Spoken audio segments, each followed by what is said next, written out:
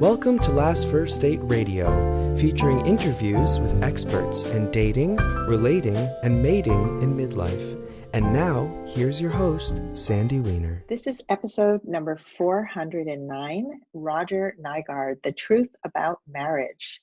Hello, everybody. I am Sandy Weiner, and welcome to Last First Date Radio, where we believe it is never too late for love and that a woman of value naturally attracts the respect and rewards she deserves in life and love. Speaking of women of value, my book is now available on Amazon in Kindle and paperback, and it's called Becoming a Woman of Value, How to Thrive in Life and Love. So go and grab a copy, and you'll have 30 tips about becoming a woman of value. And I share these tips every single week here on the show. So this week's tip is forgive yourself and others. Forgiveness is something that many of us struggle with when we're really hurt by somebody in a relationship. We hold on to anger, and I've known people who go to their dying day, I am never going to move on from this person because they hurt me so badly. And so we hurt ourselves when we don't forgive ourselves and we don't forgive others. So my challenge to you this week is to really try to release and forgive, to move on for yourself more than anything else. This is not about condoning bad behaviors. This is about you being free to find the love you deserve. And before I bring Roger on, I just want to let you know I have a fantastic Facebook group on, it's called Your Last First Date, and it's for women over 40 who are seeking healthy relationships. This is a very heavily monitored group so that the posts are kind and supportive, and it's not a place to just come and vent and say horrible things about men. We are really focused on your personal growth. So join Your Last First Date. And now our guest, Roger Nygard, he has a book out and a documentary called The Truth About Marriage. I absolutely loved it. And I think you will too, because he examines how all of us can have happier relationships. He has directed TV series such as The Office, The Bernie Mac Show, and he's edited Emmy-nominated episodes of Veep and Curb Your Enthusiasm. As an award-winning documentarian, he often tackles serious topics in humorous ways, like with Trekkies and the nature of existence. Welcome to the show, Roger. Hello. Hey, I have no problem being critical of men, so feel free. Great. Well, we'll just spend the whole episode just talking about how horrible men are. Yeah, well, they could use some work. We could all use some work, I think. So what inspired you to make this documentary about the truth about marriage? Yeah, I wanted to know the truth. I felt like I was a failure. I had not been able to get married, and I had been in love multiple times, and it always ended badly, disastrously, or just ended, and I didn't want it to, and I wanted to find out what was wrong. My documentaries tend to be in a big way, or they become sort of personal therapy, where there's a question or a problem that really consumes me. And so I set out to research and solve a question, and I bring my camera along, and the audience gets to see and learn what I learn as I do. And in my last documentary, The Nature of Existence, it was existentialism. Why do we exist? I mean, an unanswerable question, really, but I wanted to find some answer for myself. And after I finished that, trying to solve existence itself, I felt like I needed a new challenge, even more inexplicable, and only marriage seemed appropriate. So the next question that I set out to solve, which was really keeping me awake at nights, was why are relationships, or why is marriage so hard for people? It's a big question. Yeah. Well, I got some answers. I went out and I found some experts and I interrogated them. A lot of experts and a lot of interesting perspectives. And as I was telling you before the show, I recognize so many people who've been on my show, like Bonnie Eaker-Weil and Ty Tashiro, and I love the Gottmans. And you have such a variety of people, and also the relationships that you had chosen to profile, I thought were really very varied and gave lots of different opinions. So what was the most surprising thing you learned about relationships by making the documentary? What I think is really hard to settle myself, and people in maybe the human psychology, it's hard to settle around the idea that a lot of what we do is predestined. It's based on chemicals. It's based on our history, our genetics. The evolution of the species has designed us to be attracted to certain things and to behave in certain ways in situations. We feel like we're making these choices, and the choices are very predictable, as the Gottmans found out, for example. When John Gottman did his research, he found that he could predict with over 90% accuracy whether a couple would still be together or how happy they would be in 2 years or 5 years, what have you, by observing them for less than 10 minutes, 5 minutes. He looked for what was consistent about each of these different situations, and he found that the presence of contempt, if he saw one person of the couple behaving in a dismissive way, rolling their eyes, dismissing their partner's statements, cutting them off, behaving contemptuously, which is one of his four horsemen, it was a prime indicator for how their longevity for their relationship was probably not going to do well. And I found that fascinating. And there was another scientist named Richard Baker that I tracked down in southern Spain, who I read his book called Sperm Wars. And he had discovered in the 90s, and this was really controversial at the time, and maybe still is, that when he studied sperm, he found there was many different kinds. There isn't just one fertilizing sperm. Only 1% of sperm fertilizes an egg. So what does that other 90+% do? And the closer he looked, he found that they all look different. There's sperm with big heads, double heads, coiled tails, straight tails, no mid-piece, big mid-piece. They're all different. And some had like what he called assassin sperm, had a pointy tip and that could kill another sperm. What he theorized and found was that when you took the sperm of two different men and put them together, they would fight each other. And so his conclusion was that women would promote sperm warfare within their bodies naturally by collecting the sperm of multiple men within a 4 to 5 day period, because that's how long sperm could live inside a woman's body, in order that the best sperm would win. It was better for evolution. The strongest sperm would fertilize the egg. But this is another way of saying that women were promiscuous. So that's how people looked at it. And of course, the rule of our society now is monogamy, which there's reasons that has evolved too. And some of the people you've talked to, Ty Tashiro and others, will tell you where monogamy came from.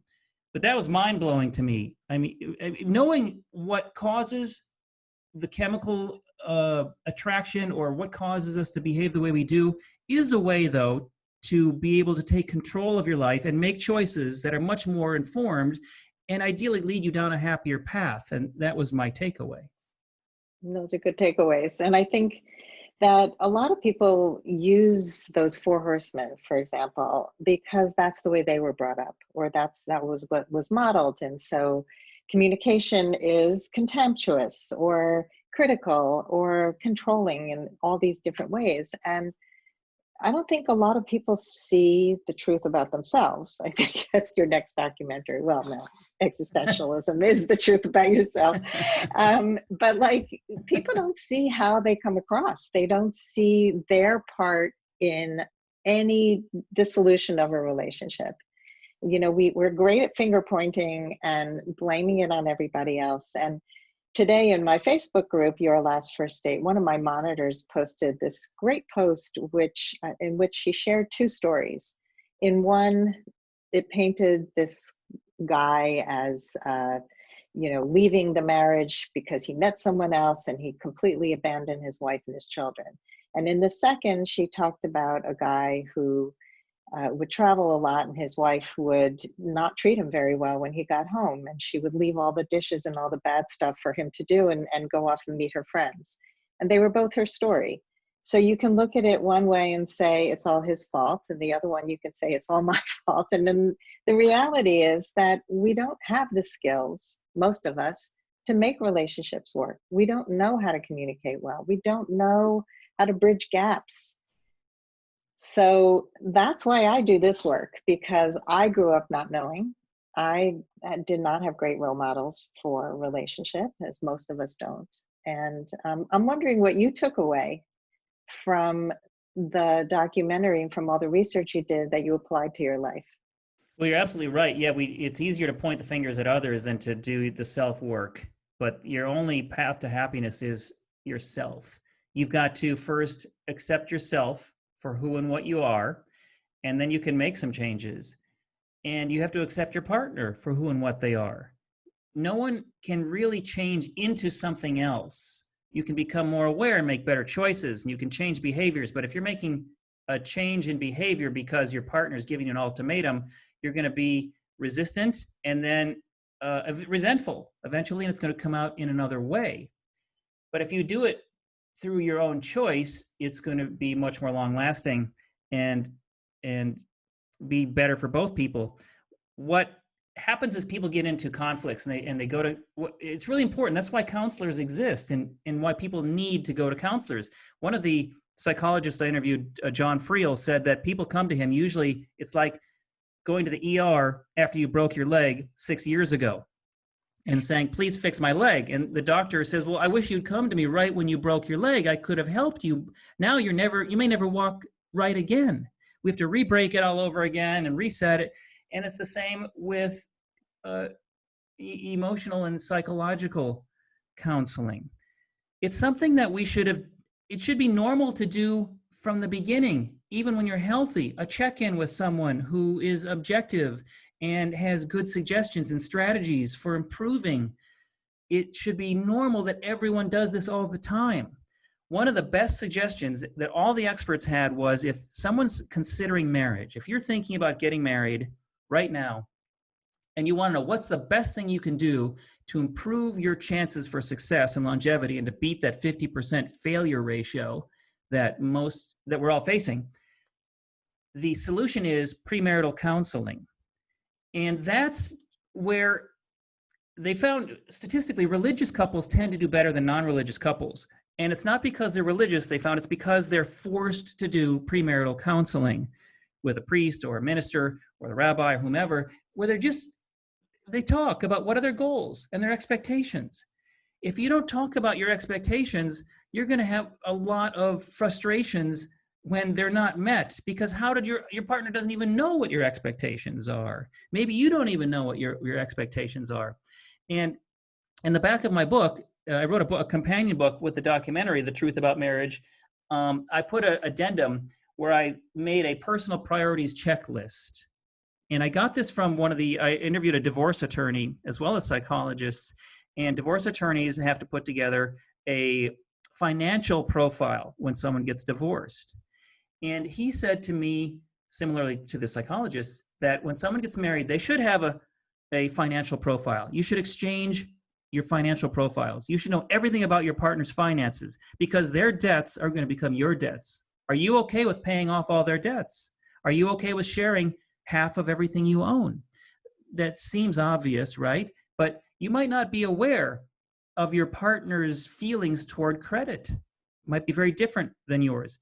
But then he said, just as important is a personal priorities checklist, where you both take, and I made it like a little test and it should be fun. If you love someone, this should be a fun experience where you take these little tests away, check off what's more important to you. One, your spouse, your children, your future children, your spouse's children, your spouse's family, your family, work, hobbies, sex, shopping, religion. You rank these things, and then you compare each other's rankings. And now you have an idea of what you each hold to be most important. And at least you go in with your eyes open. And then you should discuss things like, where do you want to live? Where, describe your dream home. How often should you have sex? How dark should the bedroom be? Is it okay to leave the television on all night when you're sleeping? What helps you most when you're angry? What do you admire most in your partner? And if you fill out and answer all these questions and then discuss them together, with the idea being that you come up with a mutual priorities list, and now you're both on the same page going forward. If you make this a fun experience of sharing, now you have given yourself the tools for the best possible chance for the future of your relationship. And to me, that was the most important thing I learned certainly one of the most important things I learned in this whole experience. I love that. And I do something similar with my clients called an operating manual, where I have them fill out how they operate best in all the key areas of compatibility and worldview, lifestyle, and sex. And so it's very similar. And I think that we often think that we're aligned, but we don't really know. And divorce is actually should be a blueprint for marriage, because all the things that we talk about in divorce, how we're going to raise our children, if we have kids, how we're going to split finances, people don't talk about any of this stuff. And then all of a sudden, it all boils down to it's a business arrangement, which it is, and it's also, if you have children, it's what are your values? How are you raising children? And these are the areas where people fight the most, where there's so many disagreements, and it's like, oh, I thought this person was that, but they weren't. And if we ask more questions, and most of us don't know what to ask, right? So I love your guide. It's the fact that people both can fill it out and then talk about this stuff. We would save so much heartache if we could be clear, right? Exactly. You know what they say about assumptions, right? You don't want to go into a relationship filled with assumptions, because it's a recipe for frustration, which leads to anger, which leads to conflict and fighting, which leads to ending relationships. Yeah, totally. I think sometimes, though, when you do all this research and you know so much, it also becomes hard to find a partner, because you're almost like too informed, and you expect things from people who they're still dating the old way. So have you come across that since you made the documentary? It's funny. It's true. When you become overly aware of things, it's hard not to preach to people. Yeah. To give little lectures about well, I know so much. Why don't you know this? Right. I think it is a challenge. One of the hardest things that I've done since I became a coach, and I've learned all this, especially with my children, is to not be giving advice all the time. It's really to inspire them to ask the right questions and get into the right thought process around these things, because the Socratic method, right? The Socratic method. The Socratic Ask questions. Method. Let them find out for themselves. Yeah, I mean, because otherwise it's just me pushing an agenda, which never works. So let's talk about one of my favorite characters in your documentary is Don. Don Blanquito. Yes. Don Blanquito. He comes out as this, I will always be single. I am this total player. I go and I rap in Portuguese, was it? He moved to Brazil to date Brazilian women and learn to speak in Portuguese and learn how to rap in order to meet women. Right. And there was no way this guy was ever going to be getting married. And he didn't want to get married. That was the last thing he ever wanted. He was not interested. He wrote songs about it, single forever. So what happened? He got married. Right. It was the biggest surprise of all the people. I used to go, part of making this documentary was I would get invited to weddings, and I have friends, we all have friends, we get invited to weddings, and I started bringing my camera and interviewing the couple, and then just banking the footage and then checking back years later to see what happened. And Don was sort of the single person that I interviewed. Okay, he's the most single person I've ever met. I interviewed him in Brazil on the beach in Rio de Janeiro. And then I checked back several years later, and it just goes to show you there's somebody out there for everybody. He met the right woman, and he was married with a beautiful daughter. He's a great father. He was transformed. It shows the transformative nature of a union with the right person.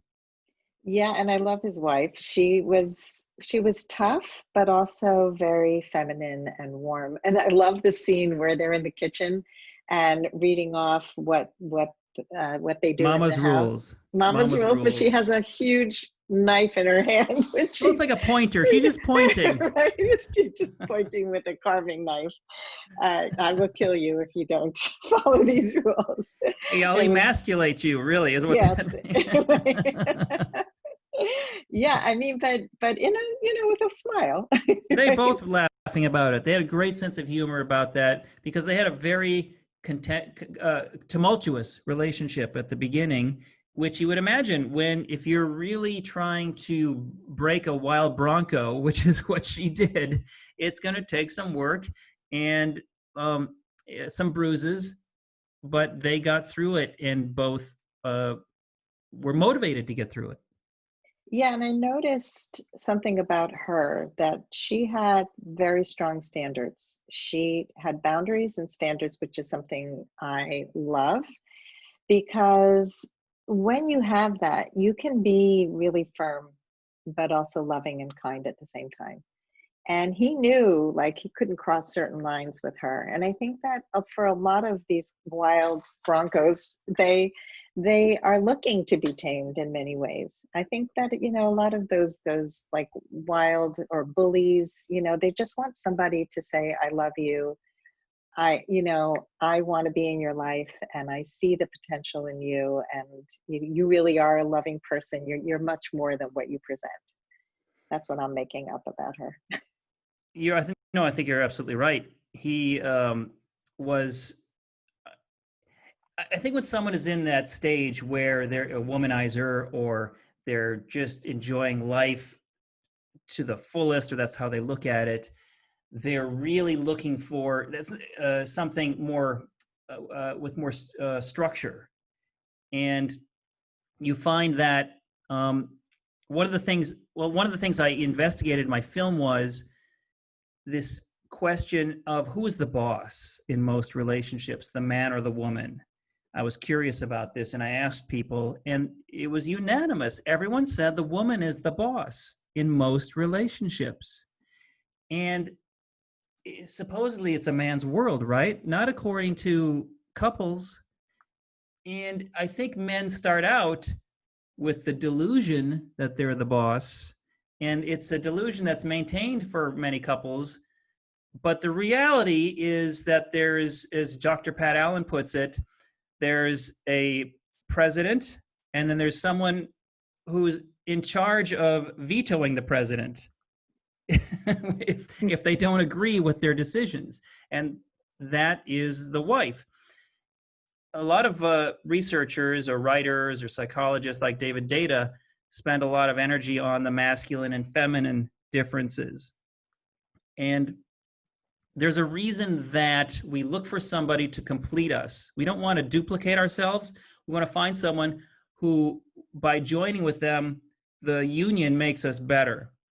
And the masculine vibe and the feminine vibe are different sets of preferences, behaviors, propensities, emotional logic, etc. And what they have found is that you can't have two masculines together or two feminines. What works best, whether it's a gay or straight or otherwise relationship, is a masculine and a feminine, and or equal percentages of wherever you land. I have feminine and I have masculine needs both inside of me, as everyone does, in different percentage. My ideal mate is someone who is the opposite percentage. And so then there are obvious territories or areas that we are our domains, and we learn to recognize those over time. And the conflicts happen when we are encroaching too far into each other's territories. Out of that also comes passion. The opposites attract, the differences.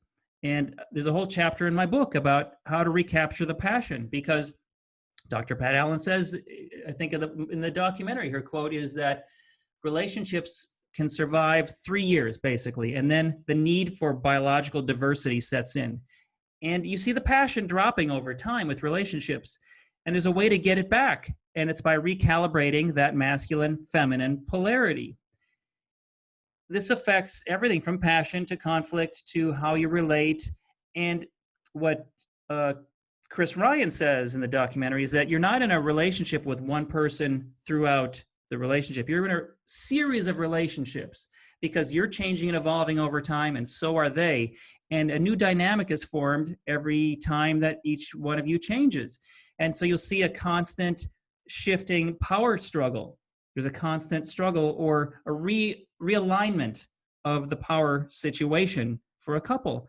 And conflict is when it's out of balance. And then you achieve a new normal, and then you're in balance again. Happiness resumes. We all want happiness, which is stability, which is a lack of fighting or disagreement or unhappiness, pain. We want to get to that point where we're comfortable. And that is an acceptance of what is your position in the relationship. And when that's out of balance, you have problems. And I'm fascinated by that and how it changes over time. And once you become aware of it, you can do something about it. And if you have a good counselor, they can help you work through these different stages in your relationship. I learned so much about this over the last 13 years that I've been doing this work, and why people have so much conflict. And I think that as women became more powerful in the workforce, they often lead with the masculine, but they want a masculine energy man. And many people are saying, like, I want a clone. I want someone who's just like me. And that would never work. And so they end up in failure after failure of relationships. And most of the people who come to me are these strong, successful women who really want to not lead all the time. And yet they can't stop arguing and having to be right. I think this is one of the biggest issues today. And on the other side, with men, we have the Me Too movement. We have men who are afraid to assert their masculinity because it might be seen as abusive, in some way. And so we have men who are deferring to women, and women seeing that as weak. And it's just a freaking mess. But hopefully we're coming out of that and finding balance and finding the right way to be with each other. Right. A man with a plan. That's what Marnie Kagan put it. You guys have a plan. It's it's not attractive to be wishy-washy. Well, what do you want to do? Have a plan. And then the woman, or the feminine person in the relationship, as Dr. Pat Allen puts it, if he's making a wrong turn, let him make it. Don't correct him. If he's the one driving, shut up. And it seems hard and harsh to say that, but he's turning the wrong way. Let him. What's better? Get there a little earlier or get there happier, right? So you make choices. And you're right. The work environment is a masculine environment. Everyone behaves in a masculine way. And if you are the feminine one in your relationship, you have to learn how to switch back into the feminine when you get home, so that you have that polarity, which keeps the spark alive and keeps your relationship strong. Yeah, it's such an important piece. I think people overlook that a lot. And I think, what I encourage women to do is to be vocal about what they want, like what they're attracted to. I have said to men, I lead all day. I don't want to be the one making all the decisions in a relationship. I don't. It's exhausting. I want someone to have my back. I'm really attracted to men who court me, who have a plan. That is sexy to me. And if you don't say it, they don't know. Like, how would a man know? They might think that, you really love making all the decisions. And it's such a big turnoff to so many women. So I think we all need to speak up more and let men and women know how we want to be. Yeah, one of my friends, when I was asking for best advice, he says his rule is be kind and ask for what you want. Those are his two rules. Because people, they don't know. They can't read your mind. You have to tell someone what you like sexually, what you like at home, what you like with respect to your in-laws, whatever it is, tell them. I love to be told, to be shown, to be indicated. Show me what you like, because I want to give you what you want. I want you to be happy. I want you to orgasm. I want you to have a great time, and help me to provide that for you. I'm a quick learner. You only have to tell me once or show me and I'll pick it up. But help me out. Guys are not mind readers. We need guidance. And I will lead better, knowing you better. And that's about, always comes back to communication. Communication is so important. I mean, it seems obvious, right? But one of the couples I interviewed and profiled is a polyamorous couple. I got invited to their wedding. It was at a fairy convention, of course. And there's a lovely couple. I asked, how did the woman, how did you get Jordan to commit to you? And Jordan said, or she said, I told him he could have and do whatever he wanted. And Jordan said that broke me. And they agreed to keep dating other people after they got married, which is obviously very uncommon. And they explained that in order to be polyamorous, they have to be very open. They have to explain everything about each other to the other person, about who they are, what they want, what they're doing. Nothing is hidden or shameful. And the secret to a good relationship is not to behave polyamorously. I don't think that's the lesson here. The lesson is to be open about who you are and what you want. Because if you're hiding some version of yourself, it's like when we start out dating, it's how we're set up to fail, right? You go to a date and you want to present your best person. Here's my best version of myself, and I'm seeing the best version of you, and two masks are dating. A mask is dating a mask, and eventually that mask is going to slip, and then you can't hold it up forever, right? It's impossible. And the other person is frustrated, saying, well, I didn't know you were that person. Big surprise. Well, Jordan and Angela, they knew exactly who each other was and what they were getting and what they were in for. Right or wrong, whatever you think about polyamory, at least take away that your best chance at success and longevity is communicating who you are to your partner. And it's so hard for people to take the mask off. And Glennon what if they Doyle, judge me? Oh no, I'll be judged, right? Yeah, I'll be judged, or yeah, I won't be liked. Glennon Doyle talks about it as your representative. I love that. I think that what I experience is that men actually share the worst parts of themselves in the first conversation.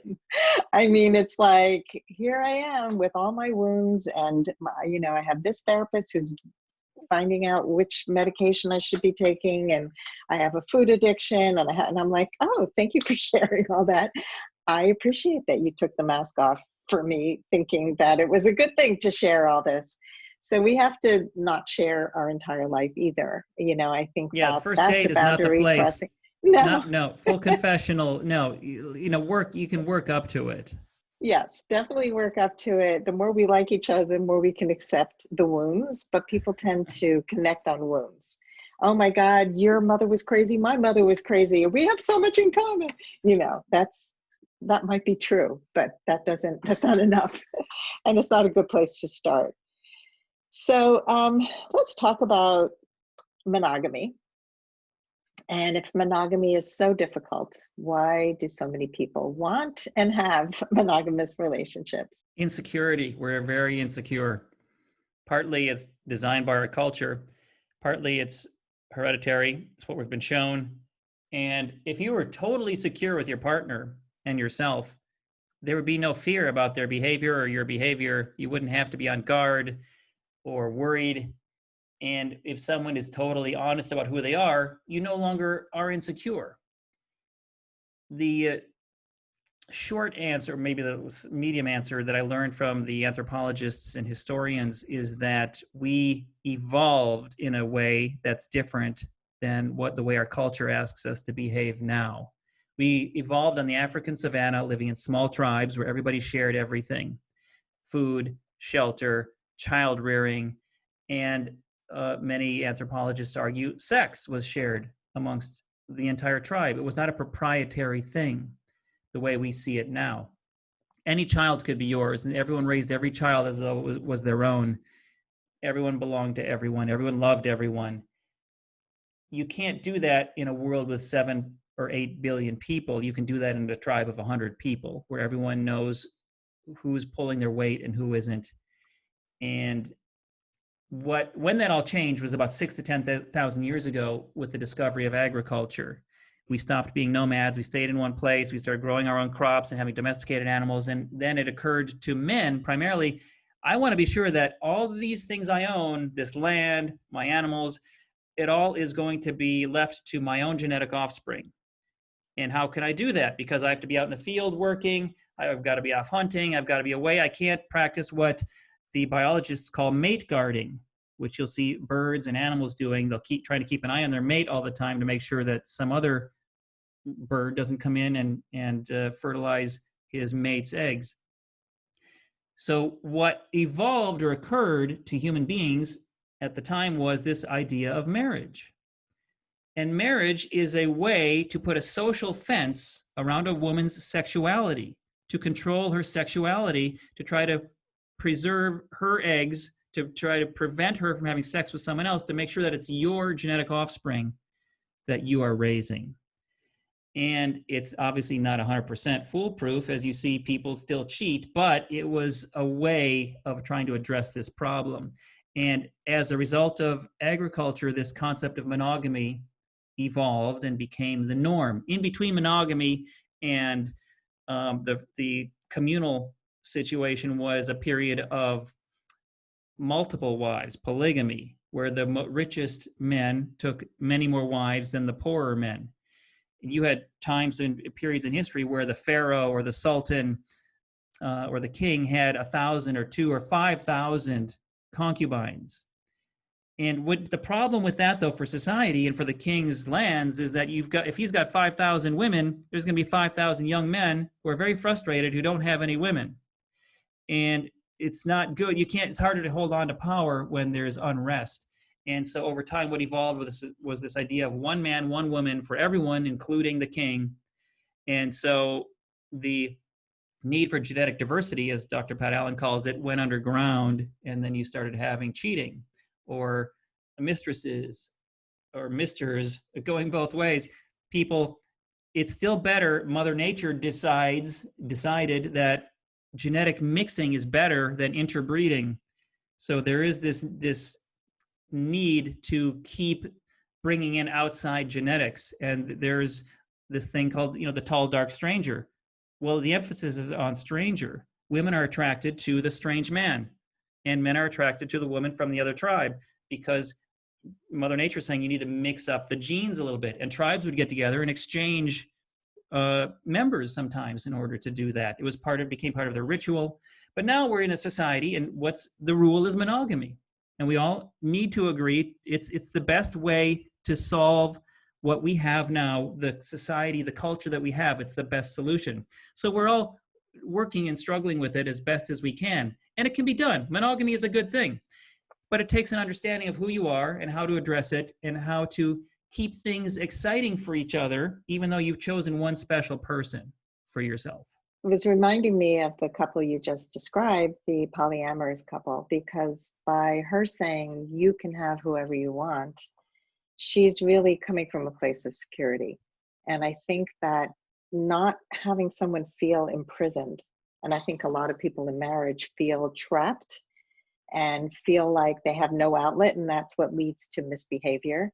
So I think creating the sense of security and well-being and diversity and diversification, whatever, keeping it fresh is so key, because it is really not a natural thing for us to have one partner our entire lives. I think that especially for men whose seeds were planted everywhere, that was ideal. And I'm reading a book now on it's called Homecoming, and it's about the tribes in Africa and back in the 1700s when there was slave trade. It's a fascinating book. And the men have multiple wives, and they keep them in different huts. And the women don't have multiple husbands. But then there's mixed race, people who are white, who are in the slave industry, are taking wives from the tribes and bringing them and having children with them, even though they have wives back home in London or wherever they're from. And it's really fascinating to me to see what life was like in those days. And that's not that long ago, late 1700s. So all that Mother Nature cares about is whether or not you as a species are reproducing successfully. There's no judgment on morality. Morality, it changes over time, and it changes by culture, and it's the rules for that society we call morality. And we tend to be very judgmental of other cultures' morality or their behaviors through the lens of our own that we were raised, because we think, of course, ours is the right one because that's how we were raised. But what is right? Mother Nature doesn't care about any of that. She just cares whether we're reproducing successfully. And I wanted to also just come back to something you said earlier about religious couples. And I like what you said about the counseling, premarital counseling. And I think there's something else that's at play for religious couples. I grew up as an Orthodox Jew, and what I saw was that a lot of couples succeed because they have an intention to succeed. They don't come in thinking, oh, if it doesn't work out, I'm just going to get divorced. Like they really work at their relationship. And I think their expectations are different.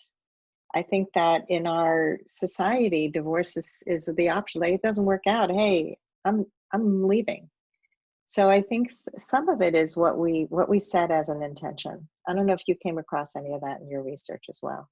Yeah, conscious intention. You have to put that into a relationship. Dr. Gottman said that, and he says that relationships naturally deteriorate over time. If you don't put any conscious intention into your relationship, it will deteriorate and then end naturally. That's the trajectory you're on any given relationship. And maybe you get to a point where you just give up. But do you want to live your life in a state of having given up, or do you want to live your life to the fullest? And we tend to yearn for living for the fullest, right? And so how do you live with conscious intention? That means we each have a vitamin that we need, like in a relationship vitamin, an emotional vitamin.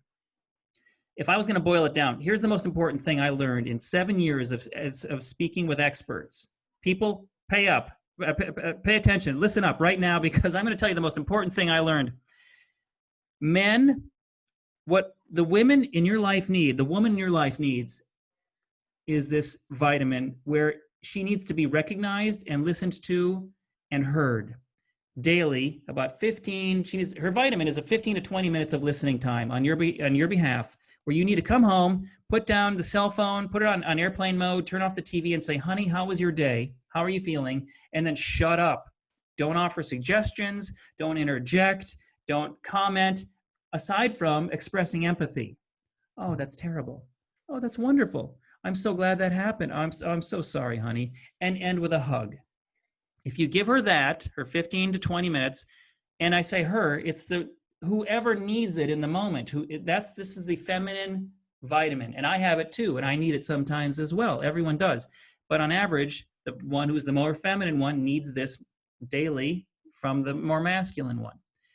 If you give that, if you provide that, your partner is going to be so much more satisfied and fulfilled, and that will improve everything, including your sex life. Everything gets better. Because without that vitamin, there's going to be this unknown reason for why I don't feel right. And he's not giving me what I need. And what is it? I mean, it's really very simple. Give her that listening. What have you got to lose? Try an experiment for a week. Go home and try this and shut everything off and give her that intention, that conscious intention and attention, and see what happens. Now, the counterpoint to this is women don't, or the feminine person, don't overindulge. Don't ask for more than 15 to 20 minutes, maybe 30 minutes, maybe an hour once a week, maybe sometimes 5 minutes. Don't ask for more than that, because the male brain can only handle about 20 minutes or so of relationship stuff. And then what happens is they call it flooding, right? Dr. Gottman says the male brain will start flooding, overloading, frustrated, can't take it anymore. And if you ask for too much, this precious resource will, over time, will be reduced. So there's a balance there. And the male vitamin that the feminine needs to give the masculine is that the masculine needs to disconnect sometimes. There's connection. We all want connection. The feminine wants connection all the time, 24/7. The masculine has to be aware of this and realize that I need disconnection sometimes as when I'm in my masculine. And the way to achieve that and maintain security and not create insecurity is to say, honey, I am going fishing with my buddies for the weekend. You're announcing your disconnection before you disconnect. And at the same time, you announce when you're going to reconnect. And I can't wait to see you for dinner Sunday night at 7 p.m. Now she can be secure in that, okay, he's disconnecting, which he does once a week. Going to the cave, right, is another way that John Gray puts it. I'm going to my cave. I'm leaving, or I'm playing golf. Could be for 1 hour. Could be for the weekend. Whatever it is. But now you know when he's leaving, when he's coming back, and then the man or the masculine person who's disconnecting has to keep your word. If you say 7 p.m. on Sunday, make sure it's 7 p.m. on Sunday. If it's going to be 9 p.m. or midnight, say midnight. Take your lumps up front. You have to keep your word. And if both people do this and give each other the vitamin emotional needs that they have, if they're met, it's you're going to be much happier and much more fulfilled, and you're putting that conscious intention into the relationship and keeping it strong, and you have a much better chance for a long and happy relationship. Yeah, and I think again for women, ask for what you need, and for men too. This is so much of this is being clear. I need this. I need to ask for it. And I know that in the documentary, one of the experts was talking about men wanting to fix things. If you don't want to be fixed, you've got to speak up and say, I just need you to listen. Can you just listen without saying anything? I get a lot of practice with my son, who's 29 years old, and we take walks together every day. And he's a person who needs a lot of quiet time, and he will take himself to his room. He'll say, I am saturated. Even while we're talking, he'll say, I can't hear anymore. And I love it. I love him being direct with me because I know where I stand. He's not getting pissy and passive aggressive with me. He's telling me exactly what he needs and wants, and he's saying it out of respect. I think that we'd all thrive better in all relationships, not just our romantic relationships, if we could be mindful of the vitamins that we both need in our masculine and feminine energy. So this is great advice. I was actually going to ask you for final words on how people can go on their last first date. I don't know if you've kind of covered it already, but if you have anything else to share, I would love to hear it. Pay attention. We discussed that. And men need a plan. The most successful, the sexiest thing that anyone can be is confident. Project confidence, especially if you're the one leading, if you're the masculine one, if you're the one asking someone on a date. That's my best advice for you. And then to the feminine one, flirting is required. You have to invite, you got to be the one who presents the invitation. Even though men pursue, they pursue when they're invited.